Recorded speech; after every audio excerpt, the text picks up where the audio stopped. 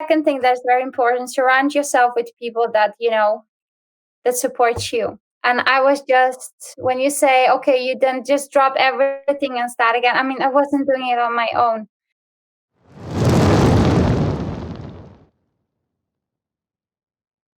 Okay, cool. So with us tonight is my former ex schoolmate. Yeah. Former ex schoolmate. Yeah, that's my English. Miss Maznik would be proud of me now. She was a You figure out it's like 15 years ago, right? yeah, Is it? yeah. Yeah, when we finished, right? Yeah, yeah, I mean, we were 18. I was oh, 18, yeah. So it yeah, was I was 15 years dating ago. as well. Jesus. Yeah. Yeah. So yeah, we did basically we were in a sports class together. She was a pro badminton player, national champion. I don't know if you were European champion as well. I don't know that. No, we won some European tournaments for the European circuit, and Hmm. we were leading on the ranking at that point with my Mm. sister. Yeah. Uh, and then we just got, in that car accident just before the Yeah. European, like 3-4 months before, so we couldn't attend. Mm. Yeah, I So that know. did it, but no. So the answer is no. Okay. Yeah, so Špela is living in Denmark. That's why she said before I have my English is with Danish accent, which is which is which is so awesome in a way. She's Slovenian living in Denmark and she speaks English with a Danish accent, which is crazy, man. But yeah, we will get to that accident. I think in a little bit. You could share more and then how you dealt with it. Yeah, it was also just before the prom night, so Yeah, you couldn't actually rehearse, but you still managed it somehow and been there and dance there, which was awesome. yeah. uh I was having some support to go, right? yeah, I yeah, yeah, remember. yeah, yeah, you did. You had Yeah, the crutches, yeah. yeah. I had the crutches, and then I had to drop my dress and my shoes because Mm. I couldn't walk. So I was just having my sneaks on, and then Yeah, pants I could put on, pull up through the yeah, what I had on my ankle, but it went fine. yeah, it was. I mean, it was good times. It was good times, yeah. So Slow Assassino said that is sad for the accident, and Schmurk said your accent is super nice. There Thank we you. go. So There we let's go. continue again. Approved. Thank you. Yeah, Oh my God, yeah, that's important. yeah. Okay, so let's get to it, right? I'm just gonna Mhm. close the balcony door. I forgot it open. I'm gonna freeze otherwise. Oh yeah. Okay, so let's get to it. So yeah, so I asked Špela if she wanna come because I know she went through a lot. I mean, like pro athlete and then a car accident and then moving to Denmark and starting a family there, learning the language, one of the toughest language on the planet, I think. I lived in Denmark for 10 months and I didn't learn it. Okay, I didn't know that. yeah, I was in Esbjerg. Uh, Oh yeah, yeah. yeah, Okay, so yeah, and it was January, and I okay. signed up for the class, I think on December, and they said next one starts in January, and weather in January in Denmark, it's like, and it was not nice. It was windy, it was snowy. I only had a bike. The buses were so expensive. I think one ride was like 7-8 euros. And I Yeah, said, hell no, I'm not giving 16 euros for 2 hours of Danish. I'm not gonna live here, so I'm just gonna bail on it. It's like I sign up but never show up. yeah, Uh, that's fair enough. That's fair enough. yeah, Yeah. but it's like I know the word tak. That's it. I think Yeah, that's enough. yeah, and probably you could order a beer, right? Or a water or something like that. The practical stuff. Yeah, a little bit. Yeah, Don't test me now, please. Don't I don't won't. ex- don't, don't I, expose me. Otherwise, I maybe won't. my mom is watching this and she will say, "What did you do there for 10 months? You don't know a single word." I promise. Let's drop it. Let's Yeah. just drop it. Yeah. So, and now you're starting a new business, right? Yeah, I did. I started it. Yeah. Yeah.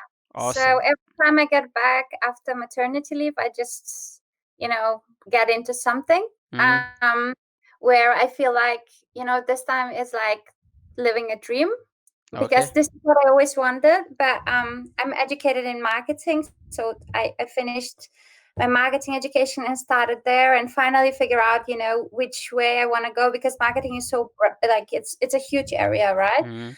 So I thought like this is my thing, and I was actually enjoying it a lot. But it just, this was always my, the thing I should do, and it was always like something about personal trainer, helping people in that way. So it was just like Corona was also a good thing for me. Mm. I'm getting the second baby, where I was then on maternity leave and decided to, sell my part of the marketing company I started with another girl. Yeah, back in 2018. So we were Okay, lucky. okay. I need to stop you here. Okay, we need Yeah, to get it's a to this long point, right? thing. Right. Yeah, yeah, Okay. yeah. But It's a it's long. awesome. It's awesome. I was, what was happening. I was charmed by your accent. I was like, I feel like I'm in Denmark talking to the Danish people. I'm just gonna keep on listening. But then, oh, But okay, it's cool. called English, It's English. So Yeah, you can't escape. Once you start speaking Danish, it hangs on. yeah, So I because of finished the my job, and then Danish I'm like, language. Yeah, yeah. So yeah, then I try. I think I'm still better than maybe the average, but the Danes are very good at English. they So are. But so okay, we're gonna start with the questions we always start, because the intention of this show is, for the teenagers and people who are searching what they want to do in life. So we present them like with the people. So I invite people who are living their passion, who do the passion stuff, and what it takes to discover it, and what it takes then to live it, and like have a business from it. So you can basically earn something and support yourself in that way. So, but let's yeah, start with the question, who was Špela as a teenager? Like, who were you, how did you deal with stuff? What were you at that point dealing with? What worked for you? What didn't work? Maybe something that you missed and you would like, oh, if I would had that support, that would be really great during growing up, or I don't know, whatever. yeah. Yeah, what was happening behind the curtain? I know you as a schoolmate, but we didn't saw you much, so Yeah, I know. I was traveling a lot for yeah. 2 months. But I was kind of me and my sister, we were always playing badminton since we were like, I don't know, like 8, 9, really like a lot, right? So, and then starting to travel after maybe when we were 10, 12 around the Europe. So this was just basically what I identified myself with. I also always loved the other stuff. Like if you would ask me when I was like in primary school, I loved handball, much more than badminton. But I just hated the people around me maybe didn't take it as serious as me. So I was a bad team player Hmm. in that way. So I never tried to play in a like club. So it was more like on a school level. But that was my favorite sport. Um, so but then we end up in badminton, which I always liked as well, and that was just me. Then getting to high school, I tried to find like, okay, I'm a sporty girl that only cares about badminton, but then I also started to interest myself. The boys started to be interesting. I grow my hair long because I always had short cut. I look like a boy. So yeah, it was just about yeah, and then I also loved like if I mean New Year's parties, and maybe one times a year going out. That was everything, and the rest was badminton. So I didn't really question myself. Is this what I want, or that was just me, Hmm. and always doing it together with my sister. But then that car accident came when I was like, was it the last year of high school, Yeah, right? yeah. Um, and actually I would say like just I wasn't able to, I didn't wasn't even able to walk at the beginning, and anything that just kind of made me realize that maybe I just don't want to play at that moment. Hmm. I couldn't anyway.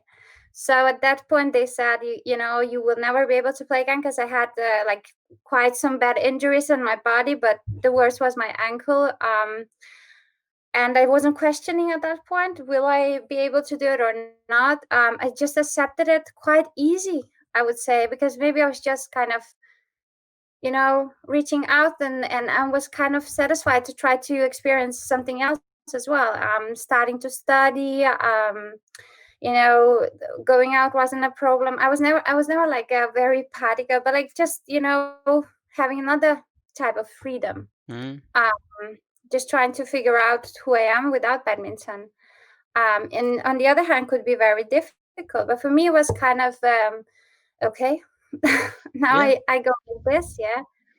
Okay. So Yeah, cool what you said. I'm thinking, I want to still touch a little bit before the car accident, right? You were traveling a lot, and you said I didn't question myself, but I really love the parties, like 1 year New Year party and stuff like that. So I know.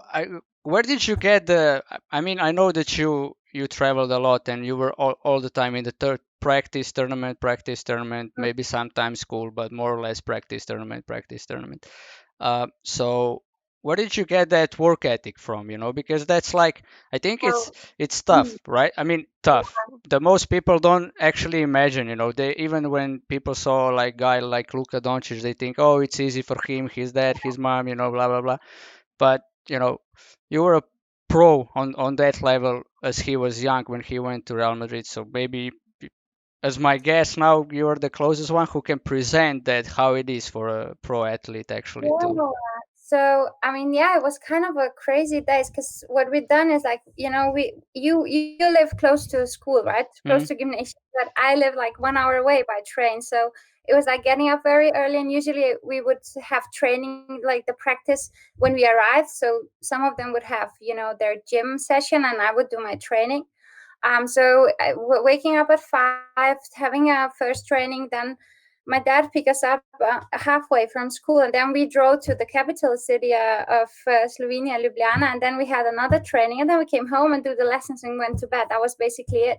mm-hmm, And we just that was our way of living, and we loved it. So where the work ethics came, I don't know. My mom and dad, they were just like always supporting us in something we loved. mm-hmm, So they were just, and they I mean, they always said with hard work you can do it. But it's important you do the stuff you love. And they're both school teachers, so they gave us a lot of like work ethics around that, how you have to be structured and so on. But basically just supporting us, like not 100 but 1,000% when mm-hmm, they saw like we want to do something more with badminton, and then just say, okay, look, if you want to do it, you go all in, and then you see how it is. But hard work is needed to achieve it, and then just that support, I think, then we just kind of, yeah, we just embrace did it, it? and we just Yeah. had it. It just happened actually for Mm-hmm, us. But I mean, my mom and dad are also hardworking. mm-hmm, So we always knew it takes hard work, but it was just kind of the mentality we had. And I think having that support, and I always knew if I don't want to play badminton, it's okay. mm-hmm, But I was just I just always done it, and I enjoyed it a lot.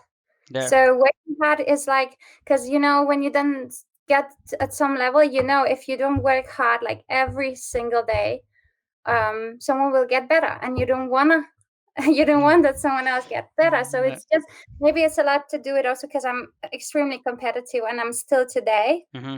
Like, also my husband, like, we are crazy about, like, we always we try to find the balance in it. So I think that's also something that push you toward, yeah, to go in that direction. So Yeah, I mean, awesome. I just have to ask you one thing because your yeah. computer is on the table, and when you're explaining things, your hand is smashing on the table. Oh, So, so sorry. it's like, so it's like every day, like doom, doom, like No, no, no. It's okay. It's okay. It's just Pattern speaking, Yeah, right? I know. It's like it goes with hand, Yeah. but it's just like in between breaking it.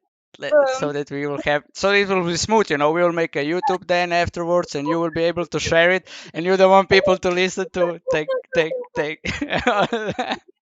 Now, not at the end, Yeah, Okay, I'm gonna try to control myself. it's yeah, okay. I had to mention it, but yeah, okay, awesome. I mean, we were in sports class, right? So most of us in there were like that. It was for me, it was quite similar, so I get that.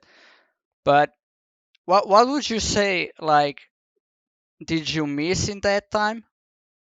And what then you took over when you after the injury, what did badminton give you? Let's go first to the question, what did you miss in the time when you were playing badminton and you see maybe other high school kids being partying out there, having boyfriends, the other girls, and could spend time with boyfriends because they had free time.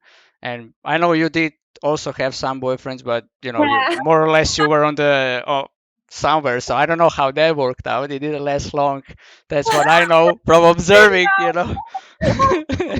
But yeah, it was, So how it was? What did you miss in all that being pro athlete? Okay, don't talk too much about my high school sweethearts. Yeah, but you're right. It was just I'm not different. gonna tell any names. I No, promise that. I was called something at that, our prom. I don't know, because everyone got a nickname, and I wouldn't even mention it what it was because I was like, okay, whatever. It was something with boyfriends. Mm, But no, it's like, well, I just always felt that if I was missing something was that I could sometimes take a bit more spontaneous, closure of the day. Like I would say we're finished, and there was this bar. Was it Total Check or how was it called? yeah, You know, but a lot of from our classes, yeah. like they would go home on train. So, but let's say it happened 5 times a year from you. I just say, oh my god, if I could just do something like in 2 hours instead of just having this schedule. But apart from that, I just I was really living the life. So I don't know. I never questioned myself, and probably that made us being good at it. What we've Hmm. been doing. Yeah. I can't really. But Hmm. what we got out of it, I mean, what I got out of the whole badminton period and being professional athlete is like already when you're small, you get a lot of structure in your everyday. You're more responsible. You're more like independent. Um, you know, just taking the decision to go to Denmark. I was invited to come, but my mom and dad just say, "Are you sure you're gonna make it? Like, it's a country where you don't know where the post office is, or where the doctors are, or whatever." Also a bit silliness because you have a goal and you go after it, right? Hmm. So that's also like it's a lot of those basic stuff that then gives you a lot um, in your life in general. Yeah, and I think there is a very good point.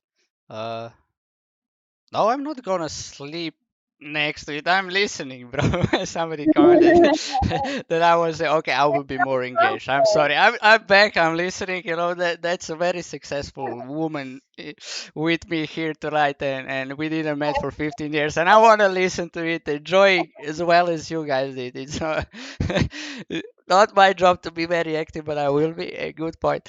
But but yeah, I would say there is a really good point that you said is like, I was living the life. I did what I love, and my parents presented to me, okay, school is something that you do to get education and structure and stuff like that you see because you have the schedule in school daily, whether you like it or not. And then in the afternoon you did what you love and you were good at it with your competitiveness. You just wanna. It was kind of a pre-designed to be a pro athlete, like you said. Yeah, I didn't play handball in a club. I did it in school, but more or less that school we know it was more about fun than serious thing. So yeah, so yeah, I think that is what people can actually really take out. If you do something you love, it's like you just leave it and you don't miss the other things. Like you said, maybe no, 5 times per year you miss the casual going to a bar after school, hang out with schoolmates, but that's 5 times per year out of 365 days. It's like a drop in the ocean. yeah, and you know what? It's like but if you compare me and my sister, because that's you couldn't avoid that. She's only 1 year older than me, and like she was the real like top prof material. I mean, for her, I mean, I still feel sorry about the car accident because basically I still see myself like I was a professional athlete material, but I probably would never make it to the very, very top. But it made me who I am today, and I can do a lot of things and get far. And I'm a goal getter. Mhm. So but because I still had the taste of something else. I still was interested in so many other things. My sister, she was just like, this is badminton and this is me, and I go like this. So we were both the same. We just lived our lives being a badminton players, good at school. Just this was our, what we Mhm. done every day was the same, and then competing and bringing home results. But she was more like, that was the only thing, that was her identity only, Mhm. um so it was much much worse for her. She needed to deal with it on the like differently. And she's also today, like, she developed to something so amazing, and she can give to people based on what she experienced. Mhm. um but I mean, in this professional athlete material, bubble, I was maybe here, and she was like, even more like, Yeah, yeah. it was known at the time that you two are great together as a couple, but that she's really prospectful too. I remember that you said that after the car accident, while you were resting, and she was injured a bit more than you, I think, if I remember Yes, correctly. yes, She she was in was. hospital, but she was already late weightlifting in the hospital. Small, I mean light weights, but she was already back on training. Yeah, well, I was just like, kind of, I was kind of, okay, life gave me this now. And I was like, at the beginning, I was like just all confused. And then I was just accepting it. Okay, I won't be playing anymore. What should I be doing? Mhm. She was like, I'm getting back. What Mhm. do they mean I won't be playing? Like, she had backbone injuries. She was the one driving. So she got much more, like, her body was smashed. She was close to not being able to walk. Mhm. Um, and she was already like, we talked on the phone, because I was in a different department in the hospital. And like, from day one, she was just like, I mean, screw it, I have to go. I have to move on. And she couldn't walk in 2 months at Mhm. all. She was lying like this and couldn't feel her feet, right? Mhm. So yeah, that was the biggest difference, where you could also see, like, you know badminton being our lives, but for her was just like, that's the thing. Mhm. um and for me, it was like, okay, um this was it. Let's see what we should do now. And I'm always like that. Mhm. I'm like, kind of, I can see different opportunities. I think so. That's sometimes, as a usually, that's advantage, but sometimes can also be, an obstacle. Okay, we're gonna touch that, but I want to ask you, did I mean that car accident was really severe? You basically had a head crash with another car. Uh, Yeah. so how did the relationship between you changed afterwards? Like because you said me not badminton, her only badminton. It's like did that it might in some how did that go? How did the relationship between you two go? No, I mean, we always had like sister relationship, where we could have up and down periods, and we are very different. Mhm. But we come from the same family with the same values, so we are also very much the same. And that period was maybe a bit difficult, because we both needed to find each other and then accept who we are. And growing up together, only doing the same thing, even though being very different. But I mean, it was just kind of a transition period, and then Mhm. we just really bonded again. Just my sister is actually very good. I mean, she also had to come back and find her new, and actually she was trying to get back to playing again, and couldn't really, because her injuries were so severe, so she had to stop again. But then finding her way in this craniosacral therapy, Mhm. that everything that helped her with her injuries, and now she's one of the most successful craniosacral therapists, and the best one. I mean, she's someone that, like, I was lying, and she was doing the therapy on me for 6 years ago, and say, are you sure you're not pregnant? And I was like, what are you talking about? Yeah, I can feel something on your left hand side. And then I done the pregnancy test, and I was pregnant with our first baby. So crazy she was, and she's also very successful today. I'm so proud of her. Mm. But so she find her way through it again, as well, and then we just, yeah, we connected again. And as all the relationships, we have our bumps on the way. But Yeah. we were good at accepting, today, each other the way we are, and we're very different, and very much the same in some things, right? Yeah, that's awesome, because before the car accident, you basically spent every day together, and then when you start doing something else, and she was still in rehabilitation and finding her way, it's like the relationship can drift apart. So I just want to see how did you manage it? But okay, you said okay, different opportunities, and then you choose marketing. Why? Oh my God, that was coincidence, because I was playing a tournament, I think, when we should go out and see the universities. So I said Hmm. to my mom, I could imagine, yeah, like something marketing and communication, because I was good at Slovene, and like I was good in communication, also in those, what we had in gymnasium and so on, and or economics. So I sent my mom to to opening days at the universities, because I wasn't even in Slovenia, and said, "Mom, tell me what you think." And she was like, "This is the material for marketing. This is from economics. What do you think?" I was like, "I don't know. I choose marketing." So it was kind of coincidence. Yeah, I didn't really know where to put myself, Hmm. but I knew I have to study, and that was just before the accident. So that was good, because then I had studies. Um, so yeah, then I just done it. Okay. Bachelor in Slovenia, and then I done my masters in Denmark. Yeah, Um, I remember because that was the time that socials start becoming a little bit more popular. So we kind of followed each other, I think, but never really talked to each other. But we kind of know what is going on in a backspace, like deep back. But yeah, I mean, I didn't know that you were between economics and marketing, because then me and Rok and Mattia went to the economics. So basically, we were neighbors, and I think Mojca, Petra, and Tina went to the what is it? Well, the yeah, so, faculty next to us. Yeah, exactly. yeah. By the So way. further, yes. All right. So what happened then? You did bachelor in Slovenia. What did you discover in those 3 years when you were without badminton? How was life for you? What I was you? discovered that, I mean, it was good. And then I met my ex-boyfriend. I was with him for quite a long time. He is from Slovenia.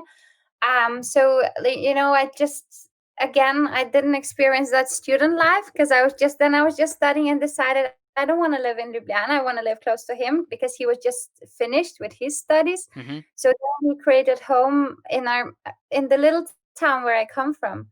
Um, again, I didn't have that normal study life, but I got like close with like 5 6 girls there from my studies, and with Petra I'm still talking Hmm.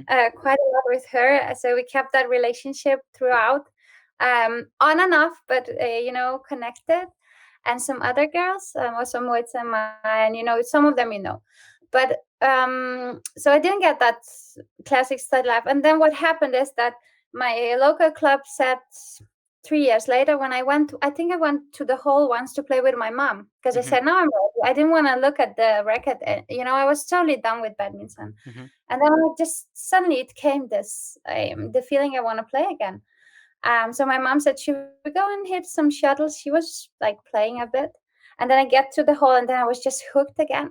And then the guy that was running the training, he said, we need a girl to play, for the team match. Like we would need some more girls. Would you like to do it? And I was like, yeah, sure, why not? Nothing to lose, like just having fun. Hmm. And then one thing led to another, and I was like, after a year, maybe I said, I really need to try again. Hmm. Um, I was just like, I just felt like I need to give it a shot again. I was like, was I 20 at that moment? At that time, I think, or 21. So almost 3 years after the accident, I think I had a break.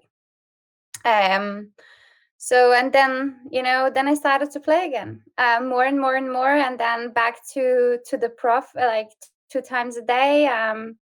Until I started to play tournaments and got spotted from a Danish guy that was playing that tournament in Cyprus, I think it was. Mhm. And then got invited to play, the Danish, yeah, like for the team Mhm. here in Odense in Denmark. Took me some time to decide that because I was very close. I was very close to my family, and I just like didn't imagine myself living in another country. But yeah, then I just went to try in January, and then for 14 days, and then I said, "Oh my God, it's much easier to be a professional player in Denmark than it is in Slovenia, where you have to, find the place to have your court, find your own trainer, pay for everything. Here, it was a bit different, and they have fantastic facilities, fantastic Mhm. club set up, a great program also at the university for professional athletes in Odense, and just one thing left to another, and then I moved to Denmark.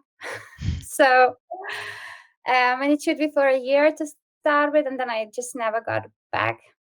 You Yeah, know. but you said you were having a boyfriend at the time, so how did I mean you said he was Yeah, ex, so yeah. yeah, that was then, and when I moved to Denmark, and already there was like, and it, it Mm. fallen apart. So, but I mean, I was still young when we met, and I changed a lot.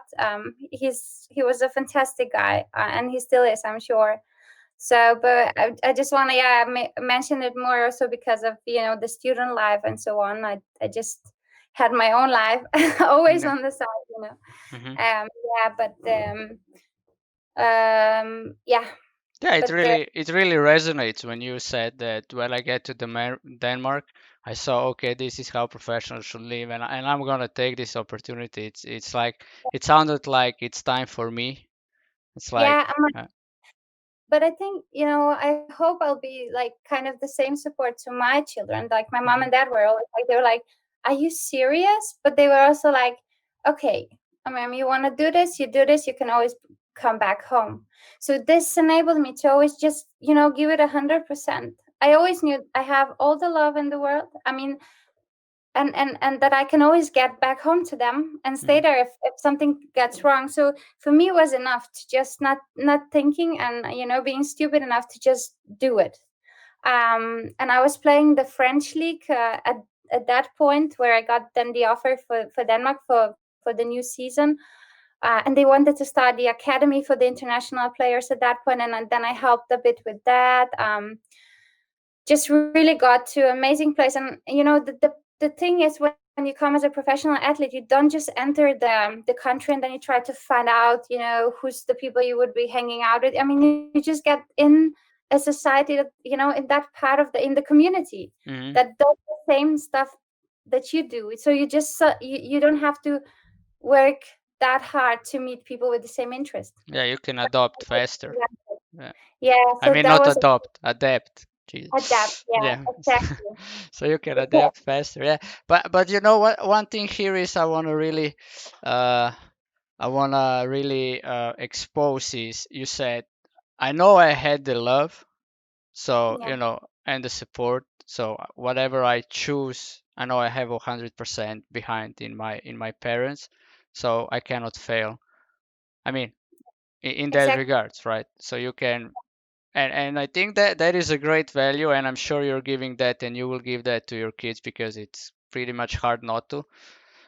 Yeah, That right? Because you were I raised like that, and you had that values like imprinted in you. It's like we would need to probably send you underground that you won't be able to do that.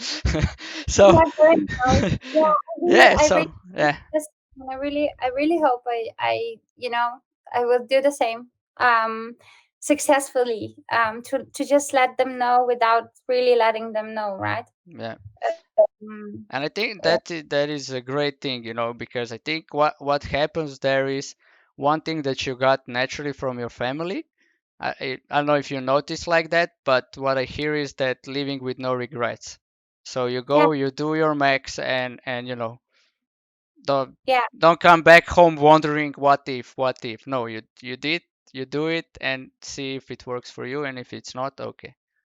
Exactly. And my mom and dad, I can see now with my children. My husband is comes from the different background, also very, very nice and very grounded family with the great family values. I really have great parents in law without saying it, just to say it on the camera. So a camera, I'm just like, I'm very privileged with that, but it's a different kind of like, I can see my mom and dad, they were like, yeah, oh my God, you're doing this, brava. They're really like, they've been cheering for me Hmm. since I was very little. And I have a tendency to do the same.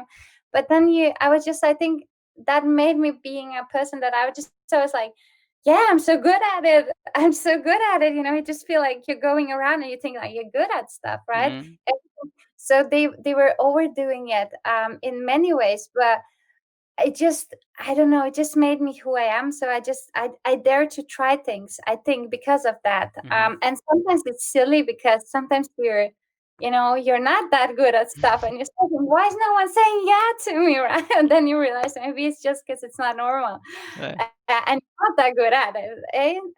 So life forms you then. But I think it's not a bad thing when you're a child to Mm. have this 100% like support, and someone that is like your biggest fan, very obviously, right? And that were my parents were that for me always, right? Mm. So, and they still are. Yeah, that's awesome. I mean, I do check then when you come home, you're so excited that you're home and you write like posts 1 kilometer long on Instagram under 1 or 10 pictures. And I read it through because I'm like, really impressed by because like I said, I lived in Denmark. I didn't want to contact you because I know you were there, but I was having this issue. I was in Esbjerg, Yeah, and you were in Copenhagen. So believe it or not, I only went to Copenhagen with an airplane and then took a train and go to Esbjerg. I never stopped in Copenhagen. And it's basically it's because, to be honest, Denmark is expensive.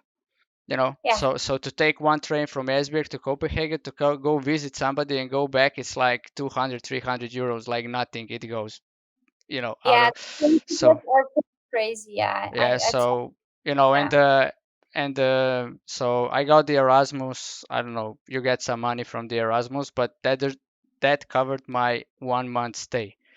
yeah, So, all the rest was on my parents, and I didn't want to put more burden on that. yeah. Sure, but I Yeah, get you totally. yeah. But But I then, did went to a couple of places, but yeah, Copenhagen was just too far. But yeah, I was like looking what you are doing anyway because I was interested, or Lana because I didn't see you a lot, or I'm checking here and there everybody from high school how they're doing. Uh, but you were at one point you were working for the Danish badminton organization. European badminton. You Yeah, Yeah. How did you get to that? So you get as a pro in Denmark, and then you start to play in some French league, like you said. Living the dream. Like life was good. You had the community. You adapt very quickly. Um, yeah. No, I was playing French league before I was invited to mhm, Denmark, but it doesn't matter. So, but yeah, so the problem was that they always told me that this leg of yours that got that damaged will never be good again. mhm, And I was like, yeah, I needed to try again. And I came to Denmark, and you have the whole you can practice in. You have physician. You have everything, the full support, and a great community. So I was just giving it all I got. And then just my leg was just it started to get injured mhm, all places, and was basically like I didn't want to see it at the beginning because I was just really wanting to do it. Like I came to them and say, I'm not gonna have any boyfriends. I'm not gonna do anything else. Like I'm just gonna play. That's the only thing I want to do. But then my body was slowly getting in. Like got one injury after another. My left leg is even it's a bit shorter. You can't notice it, but mhm. doing it 2 times a day. Of 2 hours of training, or sometimes even more. So you get there 4 hours of training per day. I mean, your body just yeah. Um, It's noticeable. It feels the difference. Yeah. so I was just I was hitting one injury after another, and even though I was like highly motivated, I was just very very difficult to. I just needed to accept it through the years that probably, so I wasn't progressing that much at all, as much as I should, because every time I progressed, I was then hit it back and had to start from the beginning. But luckily or sadly, I got injured quite fast when I came, like after a few months. So I that was just in a period where I could still start my studies, on the master studies. Hmm. So I just want to check how this is. Is it even possible for someone traveling so much as me, and so on. And that was just like the best program ever. And that's Syddansk Universitet. It's here in Odense. Hmm. So I signed in, and I just thought, okay, if I have an injury period, then I won't be traveling. Then I can be a bit more at uni, and then when I can travel, then they support me with that, so I don't have to be at the classes. Then it went few years, I think 2 years, and my body was just that getting tired. And then I was I think one of the guys from Slovenia, he rang me up and asked if I would be interested to have a event manager role at Badminton Europe. You could see I was struggling a bit, and that could be a great you know start of my career, like Hmm. professional career, not in badminton but studies. I was close to be finished there and so on. But then that also made me to I needed to take a decision if I'm going to stop or not, and I was Hmm. struggling with that decision. I had my boyfriend, like my husband today, Hmm. at that point. So and all the stuff started to having new plans. I was injured a lot, so try to rethink what I've been doing, what is my goal, what should I start to look for some jobs and so on. Then it just came, like always, you just have to be open and the things show up. Hmm. So that But was a great first I job. was I want to stop there because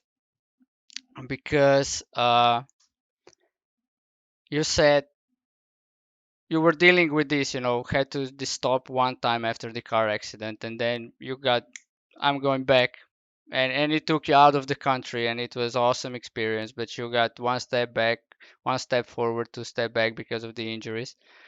And I mean, how did you deal? Because many people deal with this stuff, and they have opportunities, but they don't go for it.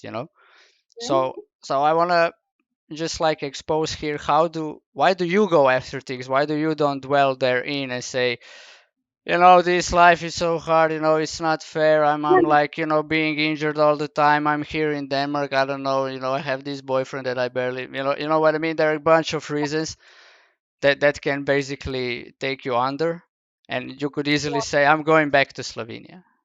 Yeah, but I was just like, I'm not that type of person. I Hmm. mean, life can be so good, and I always see the good stuff in it. I'm positive by nature. Let's say that. I'm positive by nature. I'm impulsive by nature, or maybe because, I don't know. It's also, of course, other stuff that forms you like that. But those two things. It's quite a lot me, right? So I just need a bit enthusiasm to, things take me Hmm. further, as it Yeah. just, or I go beyond something, or move on, or what to say. But um I always rather choose to see opportunities. And I truly believe that if you're open, the things come, and the life guides you. Maybe it's cheesy to say Hmm. that, but I just, my life goes always like that. But you need to be open for it. As soon as you start talking about shitty life, shitty me, what should I do now? How bad it goes, you know um then you're on the wrong track, or on a difficult, um Yeah, I would say on a difficult, yeah. yeah. But, And that was just always the way I deal with stuff. Try to be very positive, or I don't know, I didn't even see it a bit. I just thought, okay, I came to Denmark. I thought I came to Denmark because of badminton, but it just, that was just how I came here. But it yeah, was, I needed to come here one way or another. It was just like, and yeah. then I needed to consider to stop playing because my body would anyway give in. It was too much, and my mind wasn't there anymore. I gave in my mind. Hmm. But I was still trying to be there. I loved the community. I loved everything about it. I also thought it was like a huge move to do, like to put all the stuff in, and people supported me around it. I had a great team around me, so just needed to be okay with myself to stop. And Hmm. then that job opportunity came. It was easy for me to stop because then I suddenly had to manage tournaments, and so on. So you can't be a player at the same time and you're working full time. So I just needed to. I had a few weeks to decide, I think. Yeah, Um, I just love it how it sticks whatever you were sharing with us. It's like how it sticks for you. It's not why the question, or it's for a very short time, like why me, why this happened to me. But you have only one question. What I hear from all of you say, what's next? You just go yeah, like, what's next, actually? What I can do? What yeah, I can do else? And you're like, okay, my yeah, body is giving in, my mind is not there. So you were 3 weeks in, which is basically not a lot of time. Like there is a lot of people who are in these situations for years and years and years. Some people are for a lifetime. You know, so that I think that is really something people can take. What's next? Just ask yourself, what's next? What you can do. And what I love about it is also how you deal with it in integrity. So you're not about I'm living in Denmark, so how can I, get around the system, or how can I cheat this or that way that I will blah blah blah do something and get the easy way out, or I can live it how I want to live it, not obeying any laws or rules, or I mean rules, but the values that you have. So you could easily sold out on all the values. I mean that's what I think is it's always there. So I think yeah, that's really great. That's really yeah, something everybody can take from you. yeah, yeah. Probably, I don't know. Yeah, No, that I'm is just, that's what I love to do when I have this, when I have complex. guests here. I love to wrap things, what actually, people can take, because that's the point of this show. It's that through your life we show people, look, if she can live it that way, you can live it that way. It's not because you were raised that way. Maybe that makes it easier, Yeah. but it doesn't make it impossible for people who weren't raised that way, because it's a choice. And I would say the way you like, I let things come to me, Hmm. but it still demands a lot of hard work. Hmm. And you don't think about hard work because you always, you're chasing a new goal. Like you have to be open for it. You want to go further. Like even now when I'm a personal trainer, I still do a little bit marketing on the side, but I already see myself like I'm not. It's not static thing. It's not. I didn't came to here and now I keep developing myself, keep finding the new ways. Hmm. So it's always like that. So a lot of hard work, but you just, I mean, there are opportunities out there for everyone, or just, the small signs that shows you, which way you have to go. And sometimes you screw it up because Hmm. you take the wrong direction, but it was probably just the A way around. curve. Yeah, Uh, yeah. yeah. So I truly believe in that. And sometimes I'm struggling on the go and say, what now? Right. But I mean, it's always, the problem is always solved, or you always get there. Hmm. I think And that is a very good, because there is also thing, you do what you love and then you hit a wall, then you struggle. So why push forward? That is always then the question. So depends on how big the why is, then it's a choice whether you push forward or not, I think. And you just do. And you said, okay, you did organize those tournaments. How was that experience for you, and what happened then?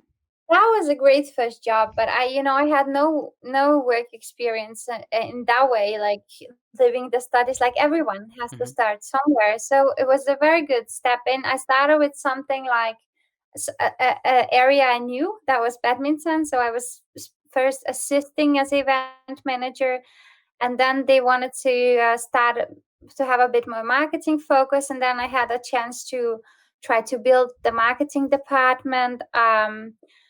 I was working with sponsorships. When you organize European championships, for example, then you set up some boards around for advertising and so on. So selling those stuff on the TV to the TV, and stuff like that. So I mean, selling the A board so they could get exposure for TV. So just like sponsorships, basic marketing stuff. So it was really good for me, like getting fit into it.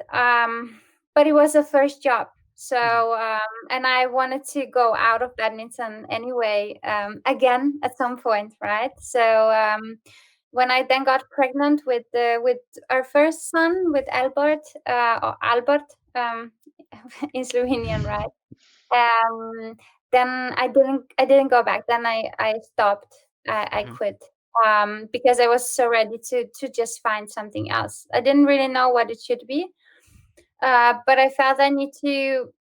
Marketing is so broad, and I also wanted to get to a place where I could get some more, senior supervisor, to learn. Yeah, so that was just a decision I made there. I mean, that's also what you're saying, because my wife is kind of in that spot, like, also with her. So Yeah.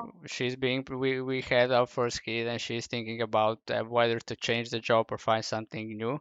So I think that's a great content that she can get something, or maybe you two can even connect, and you gave her some one-on-one pointers afterwards. But okay, so you took a so because you mentioned before second pregnancy, again you did something new, right? So I want to go a little bit into that. So you were having a steady job at the European Badminton Federation, Yeah. and then you got pregnant, and then during pregnancy you were like, okay, I'm getting out of the badminton. And then Yeah, I how was yeah. kind of okay before. I would like to change, but I mean, I was also like, we decided we want to have some children. Mhm. Like we decided it's now, we are ready.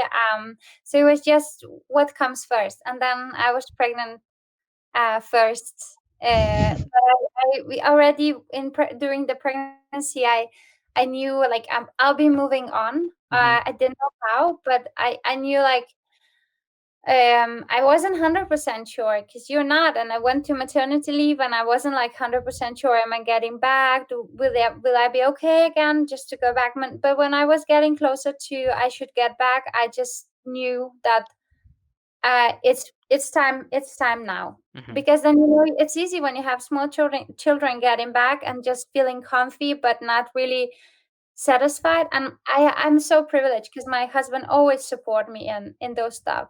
Mhm. Like he really tries to feels me, and he's also good with saying like, "Are you sure? Shouldn't you rethink?"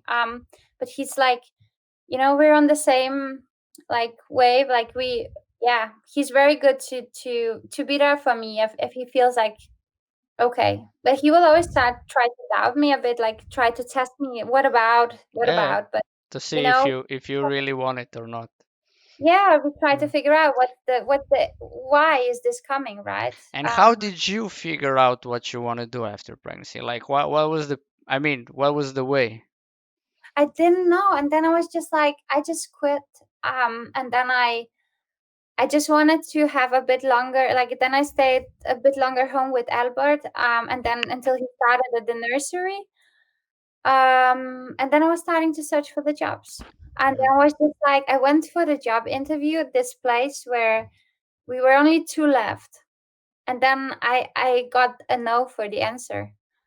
So I totally like I was so pissed, because I like I loved the place in the middle of Copenhagen. The most, for me, it's so important. People are nice, and I really felt this could be my place to work. And we were only two left, and then I didn't get the job. So And I being went a back competitive, right? Being a being competitive girl.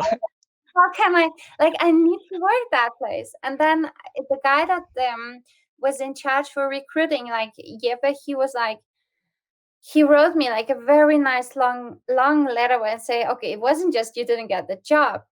And I was like, I really need to get that job. So I wrote back to him and say, look, I would like to start in something called praktik in Danish. So when you just work, for free, Hmm. kind of to just I say I just want to get my feet in and try to help and see. I just want to be a part of the team and let's figure out. And I knew they were starting international business there for the first time, working with something with Singapore and so on. So he came back with that and say, what about if you try to help with this? So it ended up I got that like praktik, and which was after half a year converted to the full-time position, and I was working there until I went to maternity leave with with Vigo.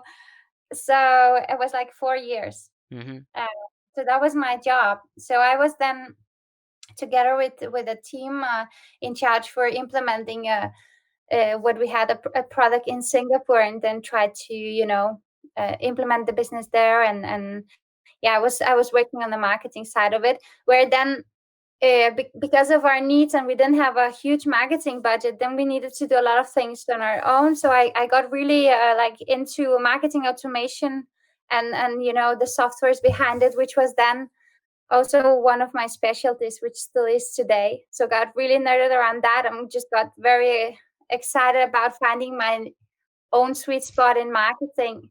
And then ending up in 2018 on the side of the full-time job, having this small marketing agency that was doing that. Uh, and we got quite some customers, and working like two jobs in a year. And And then having a kid and having a husband. Yeah. and then getting pregnant and realizing that when Vigo came and he was like few months, I would have to start working again. I like when we got our second child, I was just like, okay, I tried this, I love it, but the agency life is not me. Like I can't. This is I wanna have more control over what I'm doing now as a parent also. Like it was Hmm. just a bit too much. I wanna stop you a little bit there, and I wanna go back a little bit when you said, I got the no. We were two left. I got the Yeah. no, but I was like, I'm gonna get that job. Yeah. I'm gonna get it. So he wrote Yeah. me an email and I said, man, can I come work for free? I'll work for free. I just want to be there part of and I wanna say that that's it, because I think that is a lot of time there is this picture when two guys are mining for the diamond, and one guy Yeah. is one stroke, like one swing from the diamond, and he said, oh, there is no diamond, I'm going back. That's Yeah. not worth it. Yeah. And you're just not that. You go until you find the diamond. I mean, I know the diamonds are there. I'm gonna get it. And Yeah. I wanna, to give to the people. That's it, because I heard a lot of stories of people who are now satisfied that their job is exactly that. They didn't get the job, or how they did get the job is that they didn't answer, when companies give out, we are searching for people, please apply and we will choose you. But they just go to a certain company and tell the boss, look, I'm perfect guy for you. You need me. Without me, you're gonna have this, and this much loss. That's what I'm gonna give you. Like really determined, like you did here. You guys need me. I work for free, but I wanna be there, and I wanna really like expose that, because I think it's a great thing that many people don't use, but actually that is what impress, especially business owners. They want to deal with people who are leaders because they're a leader, so they know they can trust. So they knew they can trust in you then, because you came there, you said, I'm gonna do this for free, how I can help, and then you took over a project, probably did it brilliantly, and get a job. Yeah, I mean, I'm also very thankful that those guys trusted in me, Hmm. and they're amazing people, and yeah, a lot of things again just came into place. But I mean, if you believe this is the way, and I just I was sending a lot of job applications around because I just didn't really know whatever it was marketing. I was saying it until I started to feel like I said, okay, I found one place. If I feel this is it, shit, I need to get it. Sorry, Yeah, it's you know. okay. It's okay. We are all familiar. I know it's a show, but it's like Yeah, it's just an expression. It doesn't really mean yeah. anything. So I don't want to sell them. No, but yeah. was just like that feeling was so deep in, like like I we tried to talk how I do stuff. I mean, again, it demanded work, but I just followed my guts. And when I really believe in something or feel something, I just try to really get as close as I can to it to see if that's the thing. Hmm. Um, and that job was like, again, it was meant to be, because one thing is I met a lot of amazing people and got more experience in many marketing areas, but I also find my marketing niche. And again, that marketing niche is something, a very measurable marketing, where you can again be like very, like, kind of more like real, because people say marketing is a lot of like you invest and then you don't know, you get exposure. Like, this is really like, it was again something that gives you more like, numbers behind it. Again, something I like, Hmm. I like. So it was, but I probably wouldn't land it there. I wouldn't find it if I wouldn't start that job. Mm. I didn't even know it's gonna get me to that way. Yeah, But a lot of people, and just, yeah, another good thing. but it's just really, if people who are listening can, if they really listen, they can get the pattern with you is that you believe, Mm, that is it. You believe, and you are open to discovery. You're like, yes, you get afraid. I'm sure you get afraid. You said before, I was like doubting. I was, it was tough decision. It's decision because you're usually afraid. You don't know what that will bring you. But then you just go open, and what is there is that you're keep on being in discovery. So yeah, you get a job, you get pregnant. This is not it. I don't know what I'm gonna do. I'm gonna be open. I'm gonna discover something. Let's see what it is. And then you feel good and you go after it because, if I feel good, if I follow my guts, it never led me, I mean, to bad place. Or even if it did, it's just a lesson. And I think that's really something we can all take from you here. Is just like go, and go follow your belief, and trust yourself. And okay, and then you build this great, I mean, two jobs. You have a job, you have a marketing agency, which would be, for a lot of people that will be like, man, that's the dream job. She had one dream job, she said no, she said that's enough, I'm gonna, another job. She finds another dream job, she finds her marketing niche. I mean, it sounds just like awesome.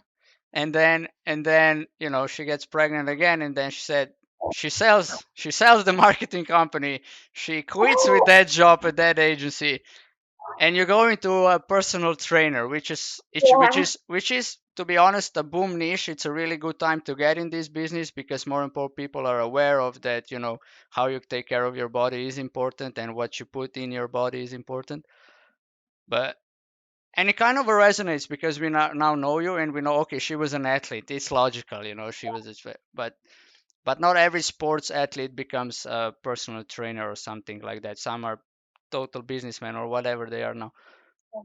Why this now? Yeah, I know. Why this, right? Yeah. What's going on? No, but just maybe to wrap up No, what you maybe said. maybe I want to add before you say that another thing, because when you go from zero, that means also zero in income, right? Yeah, It's like you had a steady job. It gives you safety, yeah, especially in terms of money or in terms of income.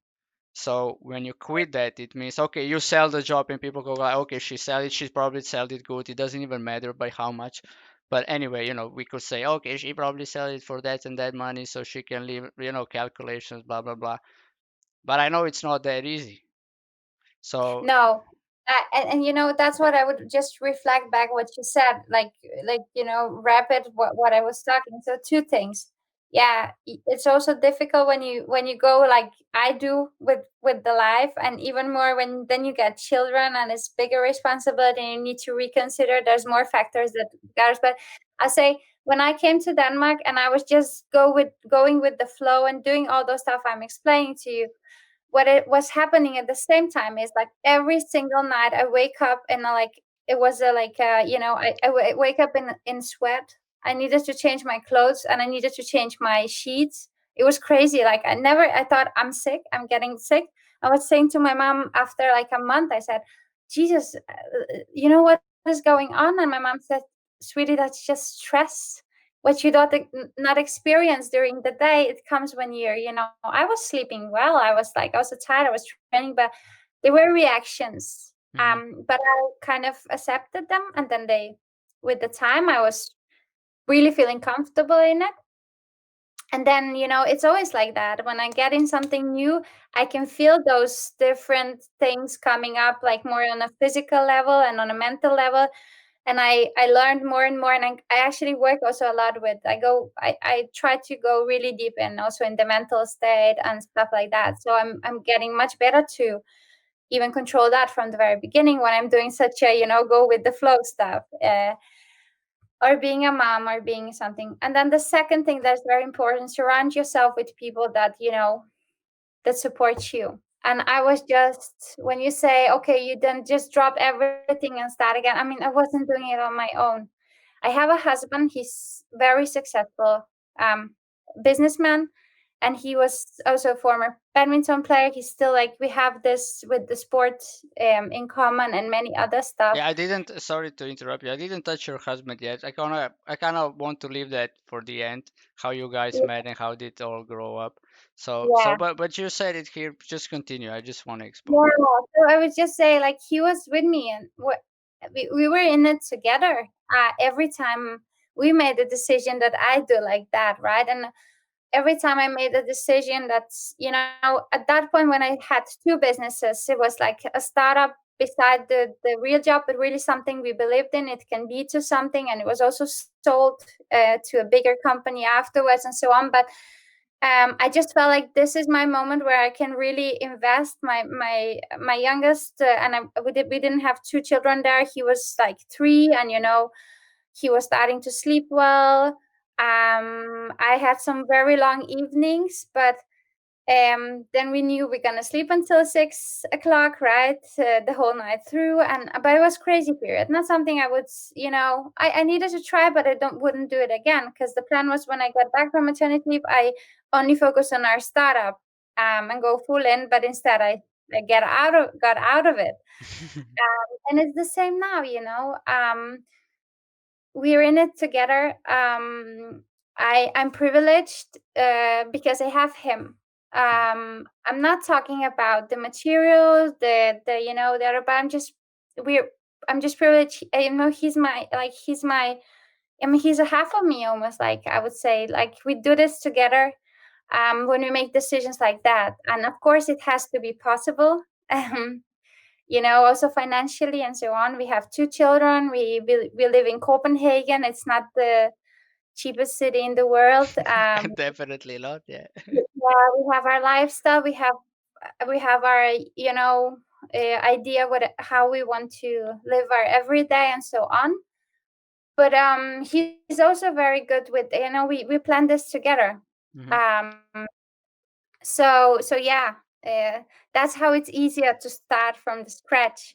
But that said, I didn't start totally from the scratch because you following me on Instagram, and I had this. I wanted to do something like this for a long time. Like I would say like 10 years. I just didn't really.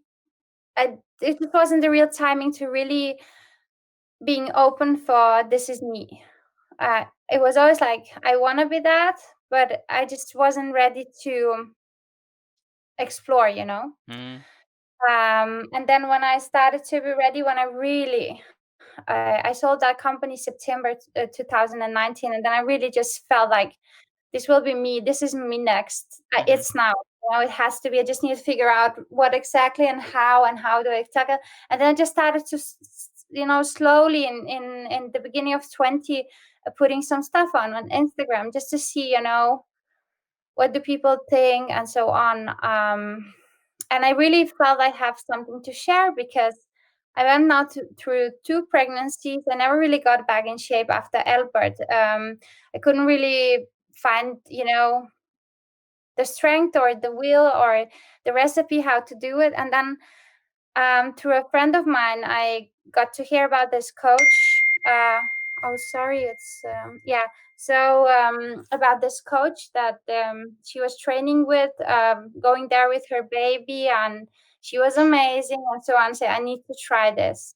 So, and then she was just, her name is Mernush, and she's just such an inspiration. And she just, I mean, she's amazing. And I was there with Vigo from when he was 3 months. And she just, she's just good with tackling this, how you get going again after the pregnancy, how you really get strength in your body. But she was also just there for a mom that Hmm. needs something more to talk and then to train, and to really gives you the tools. How can you incorporate the training in your everyday? What about the food? How can it be easy? I mean, because you have so many other things to think about. And just she helped me to find the balance, and on the other hand always told me like, you're good at that, this could be you, this is like, oh my god. And she was also just supporting me.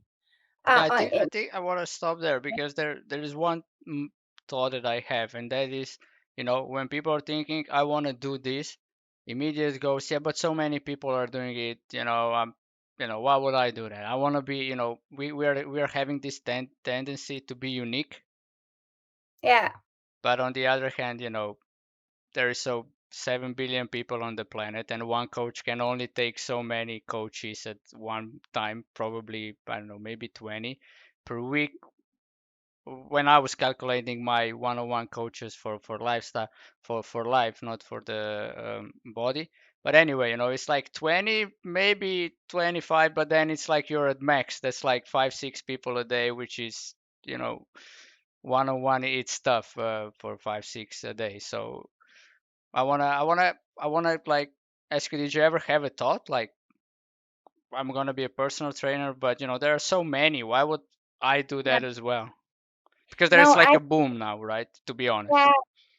But this is how I'm not. Like, this is Hmm. my husband. Then I come and I'm so exciting, and I have I have to do it, and I'm just like all in. I don't even consider these things. Of course, if I think I'm good at it, and I think it can help, and I think I'm gonna be extraordinary, I don't even think that. Why wouldn't they come to me? This is how I am. But then my husband Brilliant, say, yeah. "What about?" Then he's always the skeptical, the skeptical, the grounded person that always asks me those irritating questions, and then makes me to like consider making a plan, putting the Excel sheet down, considering the finances, dum. So I need to do the plan, and then does it still fit? And then still listening to myself. So luckily I have him. Mhm. But I didn't doubt in, when I then started to put stuff out on Instagram and so on, I could see people, yeah, and they started to ask, oh, shouldn't we do it together? And I was like, because of my professional athlete background, and I was coaching. I was both coaching seniors, I was coaching children, I was coaching in badminton, but I have this ability. I know I'm good with people, I'm good with putting stuff further. And I've always felt confident with also with this topic. Mm. And I had a great experience on my own body. I have good pre-knowledge. I learned so much from my coach, from Manush, and she even took me in, and I was trainee at her postpartum sessions with the mamas and so on, to even try to be even better in that part as well. But I just, for me, I mean, it's natural now. A lot of female profiles comes to me, and that's who my clients are. But I also work with men. It's not that I'm specializing in postpartum, but Mm. definitely I have a lot of experience in it, and understanding for the female body. So I never doubted I will be okay with, and I think it's going pretty well. I um think it is. I mean, you're showing some clients, and I remember back when I saw you train with the little one, with the second one in the gym when you posed. I thought, I mean, that's just brilliant, That's just yeah, brilliant. Like, we have all these weights, and now there is this kid who you can actually use as a weight, and you can, it's a time together. It's like for him it's fun. Or I'm flying, whatever he thinks. They're just loving it. We think we shouldn't like move them too much, but our it's 5 weeks old, and I'm already like doing flips, not flips with him. I'm yeah. joking, but lift him up in the air and stuff like that. Ursha, don't tell everything what I do with him. People are gonna put me to jail if they know. But anyway, so I thought that's brilliant. That's brilliant. And yeah, how you I think it's just your attitude is just something. If whoever watch this is taking a little bit of that, it's gonna make their life much more, let's say, passionate about. Because one thing that can be here in everything that you said, whatever were you doing, it there was passion behind, and you were 100 focused on it. So you weren't like dwelling, is this marketing for me? Is the badminton for me? Is the another marketing? You know that there's like this thing that when you have a focus, like you said, goal oriented, it's like all in and that's it. Yeah, and that sometimes makes it difficult to be a part of a bigger team because you see something, you have a vision, you just You want to go do for. it and then people slow you down. I mean, it feels like slow you down. Yeah. People are also even better to, sometimes it's good to be slowed down. And what I learned a lot is then just, throughout the years, and I'm getting older, also trying to be like I always tried to be a great team player, but it was always difficult for me when I felt like success is just out there. We need to take it. And if people didn't see it, I was like, "Ugh," and Yeah. right now it's like I'm more like one on, like I'm on my own, and I'm really thriving in it. Like I really like it. And it's me and my clients. Hmm.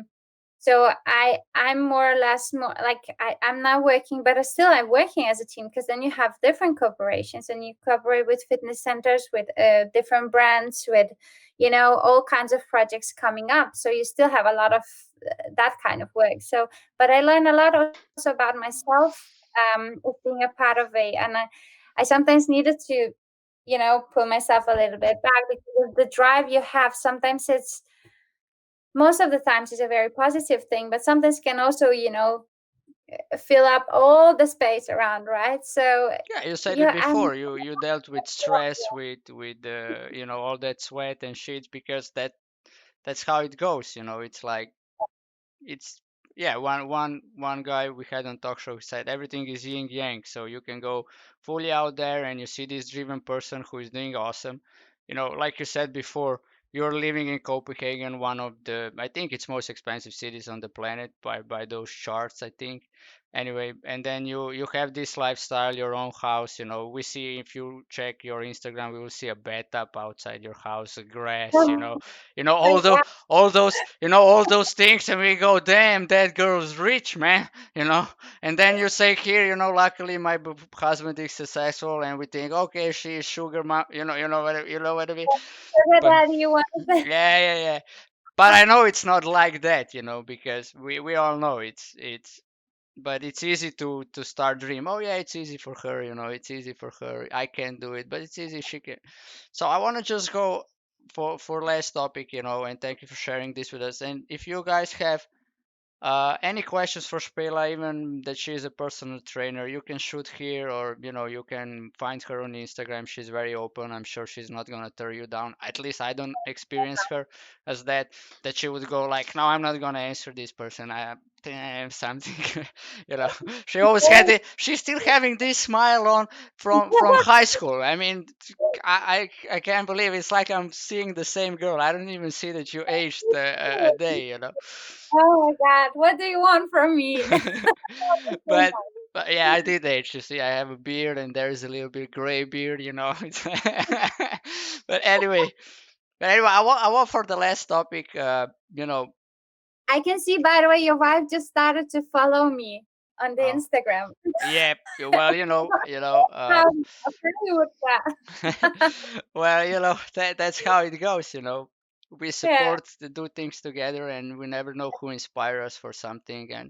And yeah, if anything else, if anybody did get something, if my wife gets a lot from you today, I mean, it was worth it. That's it.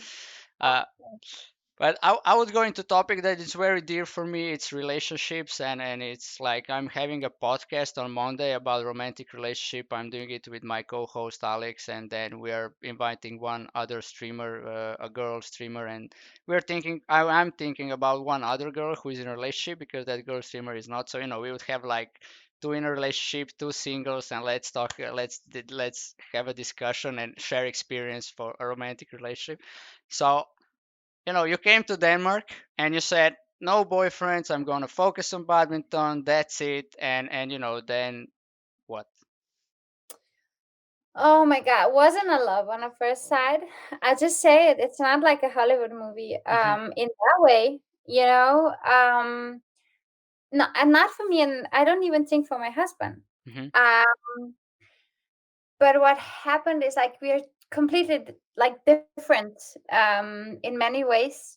I don't even know how we, ended up together, but um it was just like it was very much coincidence. I was like, it was the summer, um the same year I came, and it was an evening where we just started to talk about the thing, and just everything was like, oh, you too, oh, you too, like, music, sports, different stuff, traveling, and so on. So it just clicked there. It wasn't the visual stuff. Hmm. And then, I was traveling to China for a month, and he was traveling to Vietnam for holidays. And we kind of just still kept talking during the time. And then when we both were back, we just figure out, let's do this. And then 10 years later, Hmm. it's now. But um, he's just someone that really, sees me, and he was always like, he's so open for just, I mean, me being me. And of course I formed myself together with him, and he changed a bit, and I changed a bit, and we changed together since we started to be together, and since we became parents, and we're getting older, and every experience, adds on. But I mean, it's just always about accepting me for who I am, and just, being a team player. Hmm. We're very good. We're very good at that. And I can be like, I have a lot of this Italian character, Balkan character in me. I can be more like, I'm explosive sometimes. Like, I say what I mean, and even if I don't mean it 5 minutes later, and he's just there. He takes it. He accepts me for it, and he's different. He's very reserved. If someone doesn't know him, you would think he's very introvert. Hmm. But on the Yeah, other hand, more Scandinavians does appear like that, right? yeah, exactly. But he's much more than that. But he's Hmm. much more private, and I'm very like, Open. Yeah. everywhere, and open, and I'm going to people. Like, I love to connect and interact. But yeah, just two different personalities that met, and I think, and with the years, we're just getting better together, Hmm. which is crazy. I mean, very cheesy again, right? Now Uh, it might be, I would say, for people who do not believe in love, or that it can actually grow stronger, because I talk to a lot of people, and they say, yeah, it's all being in love in the beginning, all the butterflies, and la la la la la, and then with years you just become friends. And I'm like, bro, I don't sleep with my friends, do you get yeah, me? So yeah, true. you know what I'm like that. That's the first thing I don't do with my friends. So Yeah, I cannot be with somebody who I'm only friends with, and that's it. So yeah, I would say it's, for me, it's not cheesy, but it's very, that's how it is. Even yeah. between And me and my wife is like that. That's why I get it. That's why I say it's not cheesy, because we are getting better and better together. Even though we are 2 years together and already married, and have first child, but it's just like when it clicks, and it just goes.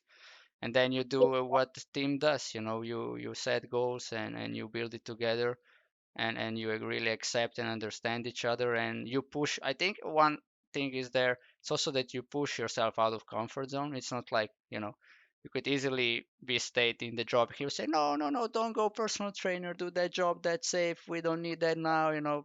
But he knows that Špela would explode 2 months later, and that would yeah, be. he believed in me, like he always did at and the thing is, where we are very the same is the values we came from, like our family base, everything that comes from family. He also has parents that supported him through life, and are just as amazing as mine at home. So and we have the same basic values. We have the same, and then from there on, and I would say sometimes it is difficult, and sometimes before it was even, I believe, when you're getting first child, I don't want to get you, anywhere, but It's that was okay. for us Yeah. the biggest shock, I would say, because you're expecting all this, and then you get all this love and all this amazing love that just gets you blind. But then you also get all the other things. You miss yourself. You have to find yourself again, first as a person, but also at the same time as a couple, figure it out. Try to find the balance, not just saying, oh, you do that, I do that. And at the same time, my husband, when we got our first child, he started to work a lot, and then he climbed up to where he is today. He's a very hardworking person, and very talented in his business. He's working in the media business as well. So he wasn't just born into the role. And before, when Hmm. you were talking about how do we live and so on. So I'm so proud of him, really. So he was just kicking off his career there for like 5 years ago, 5.5, and got to a very high position since, and working very hard, and he's um successful at it. But then we just always were like, okay, so my role is more this, so if I make this work, then you can make your career work. And he was always saying like that, if you don't, something is someone is earning so much, someone is earning that much, someone is doing this, someone is doing that, but I mean, it just has to fit in our context. Hmm. So that's where we really appreciate both of our sides, and we don't see it like, we just always see it like, we do this together. So we make it work. And that's our family I'm talking about, right? And our Hmm. lives. Yeah. And we don't see it as in which way. We know what our roles are, and we try to support each other as much as we can in it. Yeah, and I think that is the great stuff that you're sharing, and a lot of people who are in couples or who want to be couples, in a romantic relationship, they can take something from that. I think one specific word that you said was your context. So what is the context for your family for the future? I mean, I started again a new business, but again, this is right now my focus is like, I'm doing really what I love, and with the clients I love, but I still have the time. I can be my own time admin, so I Mm, have still short days, very intense days, but I can still manage to deliver my children late to the nursery and then pick them up early. And then this is my focus.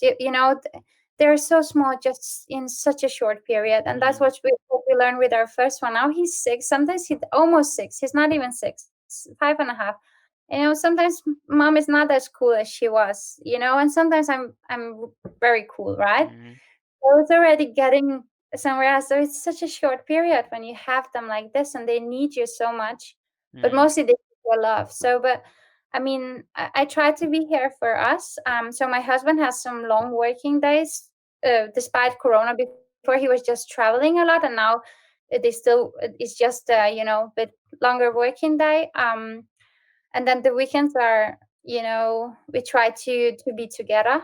mm, But actually, where I think we made it work always was that, from since we had Albert very little, we always were also very good to say yes to grandparents, and then they just take a weekend off just for us. mm, We were always good to take adult time mm, just for us. We've been dating. mm, Like, we've just always been dating. I know it's not working for everyone, but this is what works for us.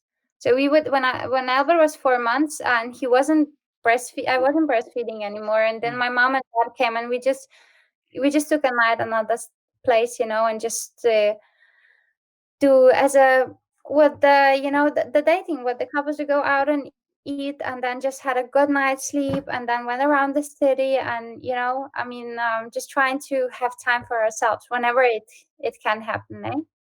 Yeah, I think that's a very good point, and I also say that too. I work with for the so Rainbow Warriors. We deal with kids who have ADHD and autism and stuff like that, and also we have conversation with their parents, and they're saying a lot of stuff how they're busy with the kids, and I always ask them, you need three times when you are have a family. So there is a time with the family, there is a time with the partner, and there is a time for yourself. And if you don't have those three, it's not gonna work. Exactly. That's why people get distant in relationship. And I think that is a great value that you are saying and a great intro for our podcast on Monday, which you're Yeah, saying, and I'm happy that you're saying it because that's it, right? It's a teamwork. It's like a lot of structures, a lot of communication, and open and honest communication. And I think it's also the awareness, if you're not happy, the family is not going to be happy. I mean, if the mom is not happy in the house, it's like the dad can be the happiest person on the planet, the house will be on fire. you're right. You're totally right. And the other thing is just, I mean, if you can be whatever you want, a superhero with your kids, but if the relationship is not working, they can feel it. Mm, Another thing is when we say we focus on the weekends on our own, but we also always, like, my husband loves to train, I love to train, and we always, like, now we have two children, we have to split up.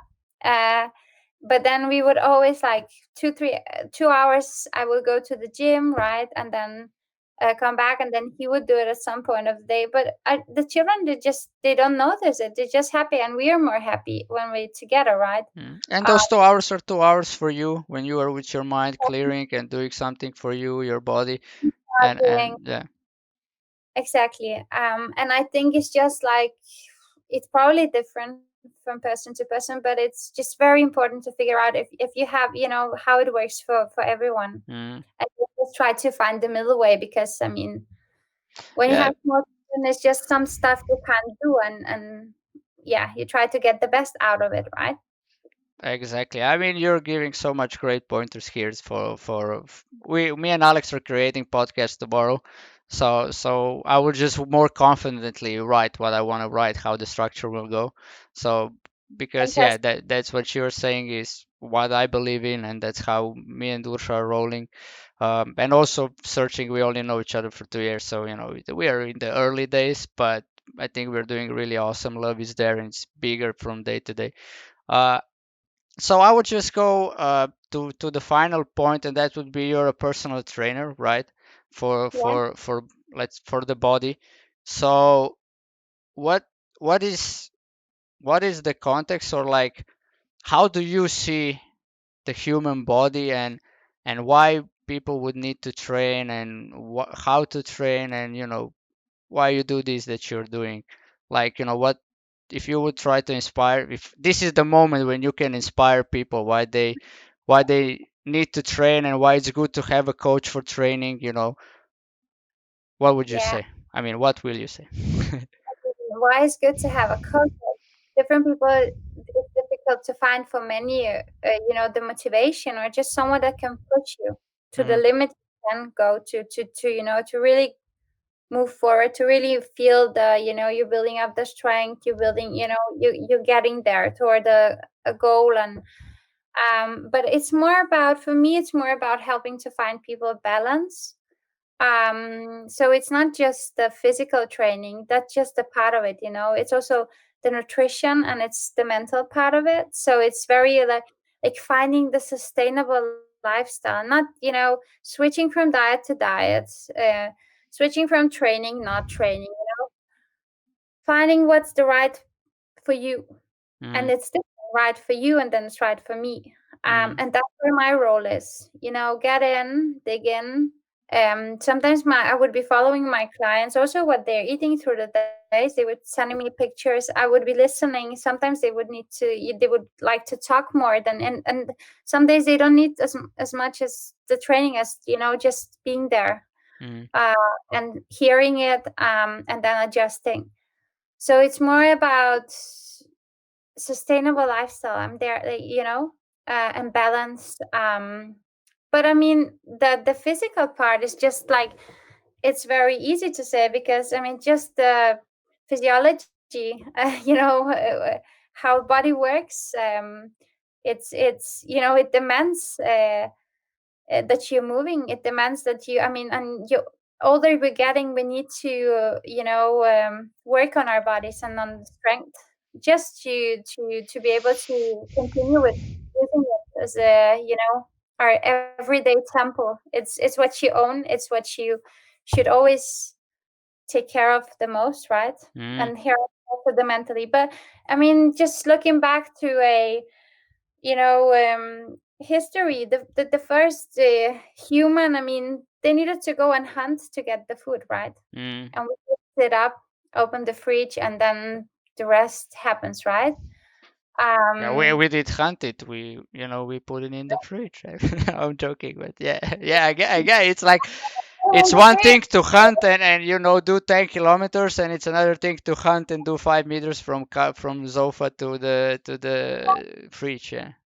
But I mean, those were perfectly built people with the, I mean, their body composition, they were not starving, like, I mean, as much as we know about, but they were perfectly built. It's what our body needs. I Mm, mean, if you just talk about the functionalities, and through as getting older, it's just our, having children, like for females, like a lot of things happens down there, up here, and just generally our body changed. mm, You can, the hormonal balance, like everything is new.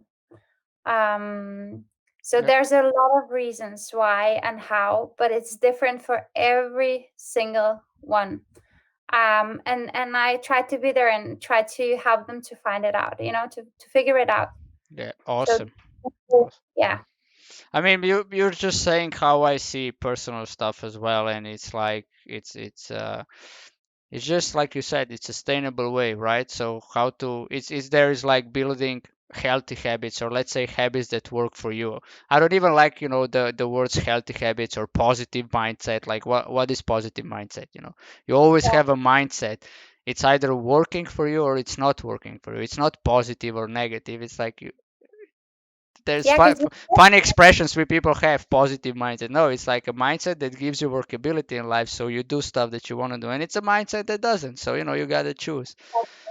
And I think it's great what you're saying, right? It, I mean, whoever wanted to get you now got you why you are doing that, and how passionate you're about. Because if I would let you, you would talk for another 2 hours. But I also want to be, or three, or we can be here until the morning. But and it shows, and you know what it shows, like I always also present here with people who are here, how much depth in knowledge you have behind. So you really went like first human being, the evolution, the physiology of the body, how the whole stuff works that most people don't even think about, how the energy builds in the body and stuff like that, and how the biomechanics and stuff, the usually at sports faculty they teach that, or stuff like that, and you probably did it on your own, and that's just it, and then you incorporate it with your pro athlete mind, which what needs to be taking care of the mindset and all that balance, and it's just awesome, and that is why you are successful and you will be, and that's awesome, and people who are your clients, I'm sure they're happy that you're clients. Yeah, and I actually also added, adding and added, I added, and I'm still adding the education to it. So also to get that, a stamp, or how you would call it, Mm, stamp yeah. on it. But So what is you're also doing very, some sort of education for formal education. Okay. for sure, yeah. I already done the first part of it. I'm just, it's lifelong learning, and Mm. it's always, and where I learn the most is working with people, because, like, say, everyone is different, and then you try to apply your knowledge to every individual, and then you learn, and then you get, caught in some thought of how to do that, and then you start learning again. Yeah, that's I think is just awesome, Some and is, some is just what you do on your own. yeah. And that is So why I support personal coaching. It's like just because of that. And I really don't support the app coaching and stuff like that. I mean, I get it. Some people really don't have money, and personal coaching it's expensive. or it can be for some people really expensive, or they cannot afford it because the less euro goes for the food on the table, and that is great application is for that they even stay in movement, but it's really not personalized. So I think next step for us as a society is to get in the way that every person would be treated individually, because we are Yeah, one, but we are really individuals, and what works for me, for you, it might kill me. So if yeah, you yeah. if you do a 20-minute workout that you put on heat, if I do it right now, I probably go to the emergency, or I would be like pass out after 20. You know what I mean? But that just it. Yeah. Yeah, and but I know there you have some very, very good coaches, personal trainers in Denmark that would also have a lot of online clients, and I think they're very good at it because they still can some way make it personal. I don't know how close they can get as to one, but they, on the other hand, they are get closer to many people that wouldn't be able to do it, right? Mm. So some people manage to convert, but it's not. I'm not talking about the apps. I'm talking about they still Yeah. use time on individuals. I don't do that. I don't know where the future brings me, but for now, I don't do that. But I respect people like personal trainers that do, and I'm sure they can make the difference still. But yeah, I do one-on-one or small groups. I have Mm. ladies with And a that's awesome. And I think it suits perfect for you now, and like what you said with the family, small kids. When the kids will be older, you will have more time, and maybe you can put something else, or you'll see. yeah. You'll probably just think what's next, and you'll go, and we don't need to worry about Spila, I think. Except that she will stress herself out, and maybe you will need to change the house one day because there will be flood down. But yeah, Fun. yeah, you know, the positive attitude comes again. yeah. And that, I still didn't manage to ruin my computer in front of me. That's also a success for Well, today. you see, that's it. You incorporate, you understand, you go like, I can do this, and that's it. I can be the best in it. So he says, don't touch the table or computer with that. You did it. Yeah. Yeah. That was Okay. the most difficult part of the interview. Yeah. That I say my hands need to be like they were here, but I mean, try to control this body here. It's like that was Yeah. the Well, most. I'm glad that was the most difficult part, and I would really like to thank you for sharing all this with us. It was amazing. I think it's not. I would say not every story that people share, it's not ordinary, even though we think there is so many ordinary people out there, but it's not, because only you live your life and you go through your unique experience, and it's like nobody else goes through that set of experience. And it is just awesome to get in touch with a person who is a pro athlete, who is like had very scheduled, very structured, and then just flourished in a whole another way with all the struggles that you set on the way. uh, but yeah, I think you're doing amazing job. I'm not afraid for your kids. It's like I will not come to Denmark and try to save them. No joking. but educate the parents how to deal with the kids. But I think, Thank- yeah. But I think yeah, you're perfectly aware of that. Your kids are your mirror basically. So however they're doing, that's how you're doing in life. So. yeah. That's basically the biggest project you get into. Mhm. So I just I just dream want to about share. it. I want to share one thing before we finish, and I had this before in mind, but I didn't. In high school, we get the chance to play against Špela Badminton one time in whole 4 years. Okay, and we guys were like, she's a woman. I know she is a national championship. Well, how hard it can be. Well, we get 1, maybe 2 points against her. It was more by a chance than by that we did something that awesome. It was more like she led us, and most of our shoulders next day were like, we all had the soreness in our shoulder next day. I know I had it next day. I remember it perfectly. I was training dancing and I couldn't have my arm up for more than 10 seconds because I was so much sore from all that, trying to be really hard on the flying thing that you hit with the racket. but yeah, it was. I remember that. because then Yeah, we finally did it, and you guys were then just like, okay, yeah, okay, peace with that. yeah. I I mean, was- but it wasn't an underestimation. It's just like you're in sports class. We're all competitive. We all think we're better than other in something, and then it's a good thing that you get to be in touch. It's like not every day you can play again national champion or European top player, and it was an honor, to play against you, and I had that experience. I had the soreness in the shoulder that for years, and Yeah, I'm always so impressed. I mean, we saw you dancing quite sometimes. It was always when it was a show or something. yeah. Oh my God. Are you still so flex and smooth and, are you still dancing? No, no, no. I danced for 16 years. Then I changed after high school to hip hop. Went to the world champions after 7 years with the pro dance with a guy.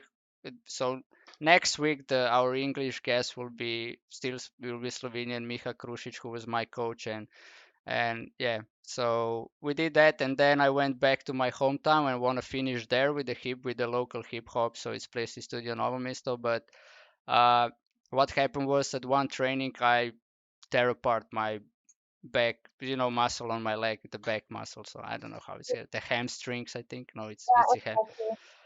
So I tear it apart in two spots during some breakdance class. We did it on Sunday. My body was sore from the whole week, and we didn't warm up properly, and we did some, I don't know, side flip, and my body just like went into like it would squeeze it, the muscle. So that was it. And since then, I was only teaching friends dancing for their weddings, and I dance at my wedding. I dance, and I dance with the So, baby no, now. Having fun with that, but not professionally anymore. Yeah, okay, yeah. yeah. It's, yeah, sad to hear that, but I mean, Oh, you're it doing was. just I think it was like with you, with the a badminton. You just close one. chapter and Yeah, then, that's it. It's yeah, I did miss it for some time. Just maybe one or two good sessions of dance through.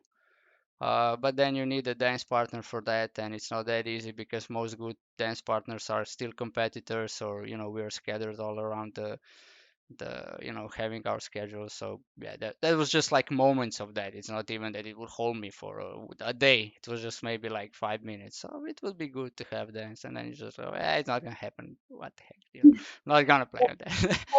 yeah, yeah, But but yeah, that sounds uh, good. yeah, it was a good time, but it happened like 1,000 years ago. So we are here now doing some other thing. So yeah, Špela, thank you. We are not gonna hold you anymore. Go and have a lovely evening with your husband. Hopefully, Yes, before he gets to bed, you'll have some times together. I really appreciate that you took your time off, being a busy lady and a mom and a wife, and to give this.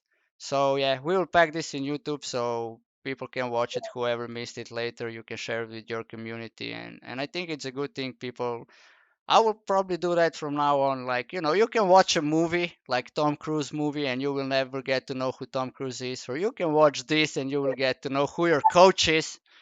For all the people who Spela is coaching. So you know. I understand. No, but it's me saying thank you, and it's all the job you do, and also with children, and with the community work. It's amazing. So I'm honored to be invited to be able to share or to talk big time about myself. But if it inspires someone, then I would Yeah. be happy. Yeah, and I hope it inspires you. It's kind of always gets you through the what you've been through, and it's kind of gonna go like, okay, I did this, I did that, okay, okay, good, okay, okay. So now I watch the video again. I'm just so glad I watching myself. I can never get used to that. Yeah, So no, but maybe let's yeah, see. okay. It was definitely a pleasure to talk to you, and let's doesn't make it to go like 15 years again. Nah, And yeah, we still need to meet for anniversary again. I'm sure about it. So to all our you know yeah, we did people, it. We did it one time. 10 people show up out of 18, I think. So it was good. It was more than 50%. That's how many finished our high school. I think we finished at 18. But yeah, we can meet. Yeah, we can arrange it. I remember. I don't get it, but I wrote you. When will you be in Slovenia? Let's arrange it. You were like, yeah, don't man, don't bother about me. Just set it whenever. And I'm like, no, we cannot set it whenever if we want to be all together. Špela is living out of the country, so when Špela is in, tell us we're gonna do it that day. So next time you will be in Slovenia, you tell me and I'll organize it. Okay? I'll tell you, and it has to Okay. be post Corona, and then we can be all of us. Yeah. So I'll tell you. Exactly. We're gonna make that work. Yeah. Okay, Okay, I've been Špela, thank you. Thank you very much. I think we're gonna stay in touch. It was a good time hanging out with you. for Yeah. sure. Thanks for chat. Yeah. And say hi to Bye. your husband and your kids to let you be with us. So that's Yeah, awesome. Okay. thanks. You too. Bye. We Bye. chat. Yeah. Bye, Bye. chat. See ya.